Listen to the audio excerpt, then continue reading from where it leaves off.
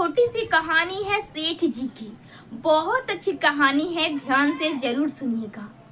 सेठ जी अपने जीवन में बहुत पैसा कमाए, लेकिन उन्हें कभी भी खुशी नहीं मिला। वो अपने माँ बाप का बस इकलौते संतान थे और उनका शादी भी नहीं हुआ था। ना उनकी पत्नी थी और ना ही उनके बच्चे थे। अरे शादी ही नहीं हुआ तो पत्नी बच्चे कहाँ से आएंगे। और उनके माँ बाप भी नहीं थे, वो बस अकेले थे और वो अपने जीवन में बहुत पैसा कमाए थे, मगर उन्हें खुशी नहीं मिलती थी। उन्हें हर वक्त चिंताएं, टेंशन घेरी रहती थी। वो हर समय सोचते रहते थे कि मैं इतना सारा पैसा कमाया हूँ, मगर इस पैसे का करूँगा क्या। मेरा कोई भोगने वाला नहीं है, इस पैसे का क्या होगा। वो बस ऐसा ही सोचते रहते थे और खुशी का तलाश में इधर से उधर, उधर से उधर बहुत सारे महात्माओं के पास जाते थे। तो एक महात्मा जी कहें कि यदि तुम सच में खुशी चाहते हो, खुश रहना चाहते हो ना, तो गांव से बाहर एक जंगल में जाओ और उस जंगल में एक बाबा जी हैं। उनका समझाने का तरीका थोड़ा विचित्र है, थोड़ा विचित्र ढंग का है, मगर वो समझा देंगे तुम्हें कि खुशी क्या है और खुश कैसे हो। तो एक बार सेठ जी अपने कार में बैठे, अपने कार पे सवार हो गए और अपने जीवन भर का कमाई, ज्वेलरी, पैसा को एक बैग में रख लिए और रख कर उन्हें अपने साथ लेकर गए। सेठ जी गांव में पहुंचे तो गांव वाले से पूछे कि बाबा जी यहाँ रहते हैं।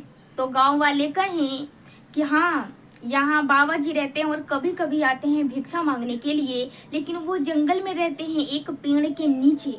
गांव वाले उन्हें समझाएं, यदि तुम बाबा के पास जा रहे हो तो उनसे ज्यादा बातें मत करना, यदि वो बात करे तभी बात करना, और यदि बाबा जी ध्यान में हो तो कुछ मत बोलना, चुपचाप घूमकर वापस आ जाना, ठीक है। गांव वाले सेठ जी को समझाएं। सेठ जी फिर से कार में बैठ गए, कार पे सवार हो गए और जंगल की ओर गए। जंगल की ओर जाते जाते उन्हें दिखाई दिया कि बाबा जी एक पेड़ के नीचे बैठे हुए हैं। सेठ जी कार से निकले तो सीधा उन पे ही नजर मिला। बाबा जी ध्यान में नहीं थे, मस्त पेड़ के नीचे बैठे हुए थे। सेठ जी सोचे कि यही मौका है, मौका पे चौका लगा देते हैं, बात कर लेते हैं। सेठ जी अपने बैग को उठाएं जिसमें पैसा, ज्वेलरी रखा हुआ था।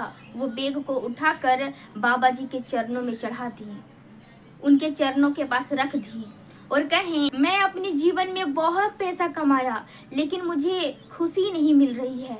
मैं हर वक्त टेंशन में रहता हूँ, मुझे चिंताएं घेरे हुए रहती है। बाबा जी आओ न देखते हैं, ना ताओ देखते हैं। जो सेठ जी उनके चरणों में पैसों वाला बैग रखे हुए थे ना, बाबा जी वही बैग को उठाकर अपने कंधे पर दौड़ जाते हैं, दौड़ने लगते हैं और गांव की ओर दौड़ते चले जाते हैं। सेठ जी को 1 मिनट के लिए लगता है कि ये क्या हो रहा है, क्या कर रहे हैं। फिर उन्हें 1 मिनट बाद समझ में आता है कि मेरा पैसा वाला बैग लेकर दौड़कर भाग गए।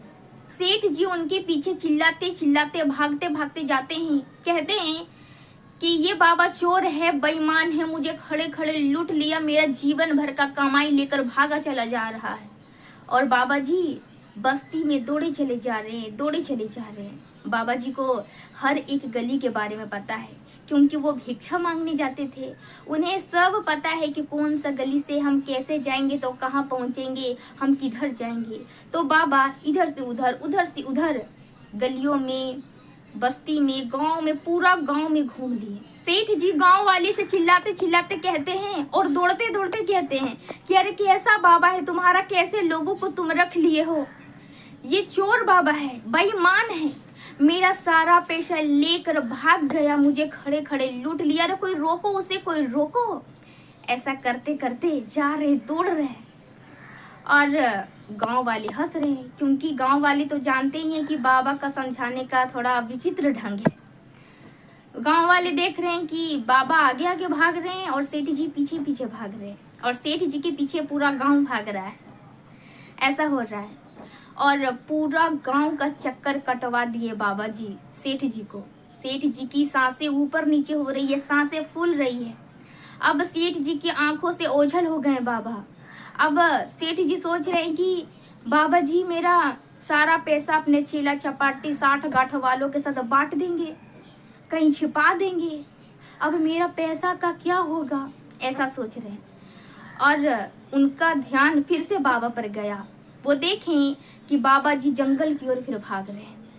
उनके हाथों में पैसा वाला बैग देखा तो उन्हें थोड़ा खुशी हुई कि ये कहीं बाटे वाटे नहीं, कहीं रखे नहीं है। ये जंगल की ओर फिर से भाग रहे हैं। वो सोच रहे हैं कि क्या पता जंगल में इनका चेला चपाटी हो। वो फिर से भागना शुरू कर दिए बाबा जी के पीछे पीछे। और भागते भागते वो अपने गाड़ी के पास आ गए। और सोचिए कि सेठ जी के पास गाड़ी भी थी। वो भूल ही गए कि हम गाड़ी से भी आए हैं, वो गाड़ी से भी पीछा कर सकते थे। वो पैदल ही पैदल भागने लगे बाबा जी के पास। उन्हें बाद में याद आया, करे मैं तो गाड़ी से आया था, गाड़ी से भी जा सकता था। सेठ जी गाड़ी के पास पहुंच गए और वहां खड़े हो गए। उनकी सांसें फूल रही है, वो बहुत थक गए हैं। इतनी सांसें फूल रही है कि वो बोल नहीं पा रहे हैं। सोच रहे हैं कि मैं कहाँ आ गया हूँ, बेईमान बाबा के पास आ गया हूँ, चोर के पास आ गया हूँ, मुझे यहाँ आना ही नहीं चाहिए था। इतना सोच ही रहे थे कि उनका ध्यान बैग पे गया। बैग है ना, झाड़ी के पास रखा हुआ था। वो बैग को देखे जैसा ही दौड़ना शुरू करने लगे, दौड़ना शुरू कर दिए और दौड़कर उस बैग को अपने ऐसे सीने से लगा लिए सब पकड़कर। और भगवान को शुक्रिया अदा करने लगे कि हे भगवान, आज मैं बहुत खुश हूँ, मेरा पैसा मुझे मिल गया। ये पैसा बेईमान बाबा के हाथों लग गया था। मैं आज अपने आप को सबसे खुशनसीब इंसान मान रहा हूँ कि मेरा बैग मुझे मिल गया। आज मैं बहुत बहुत खुश हूँ। और फिर अपने बैग को ऐसा खोल कर देखे, एक भी पैसा इधर उधर नहीं था। सारा का सारा पैसा, सारा ज्वेलरी उसी बैग के अंदर था। वो बहुत खुश हो रहे थे और भगवान को बार बार शुक्रिया अदा कर रहे थे। तो बाबा जी उसी झाड़ी में छिपकर बैठे हुए थे। बाबा जी फिर अचानक उठते हैं तो ये सेठ जी फिर से डर जाते हैं और ऐसे करके बैग को पीछे कर लेते हैं। और फिर बाबा से वो डरने लगते हैं। तो बाबा कहते हैं कि मिल गई ना खुशी, हो गए ना खुश, अब निकलो पहली फुर्सत में, बैग लेकर निकल जाओ, वरना मैं बैग लेकर फिर से भाग जाऊंगा। सेठ जी झटपट अपने बैग को उठाए और बैग को गाड़ी के अंदर डाल दिए और खुद भी गाड़ी पर सवार हो गए। झट से उस गांव से निकल गए। दोस्तों, बहुत छोटी सी कहानी है जिसका सार ये कहता है, सार ये समझाता है कि जो हमारे पास होता है हम उसकी कदर नहीं करते हैं। जो हमारे पास नहीं होता है हमें वो चाहिए होता है, और जो हमारे पास होता है वो बस 1 मिनट के लिए भी दूर हो जाता है, तब हमें उसकी कीमत समझ में आती है। वो कहते हैं ना कि दुनिया है जादू का खिलौना है, मिल जाए तो मिट्टी है और खो जाए तो सोना है।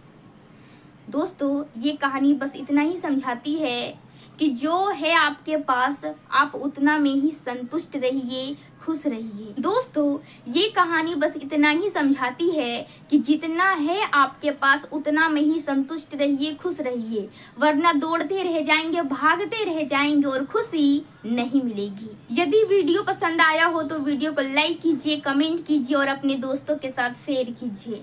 यदि आप फेसबुक पे देख रहे हैं तो हमारे पेज को फॉलो कीजिए, और यदि आप यूट्यूब पे देख रहे हैं तो हमारे चैनल को सब्सक्राइब कीजिए। मिलते हैं अगले वीडियो में, तब तक के लिए नमस्कार।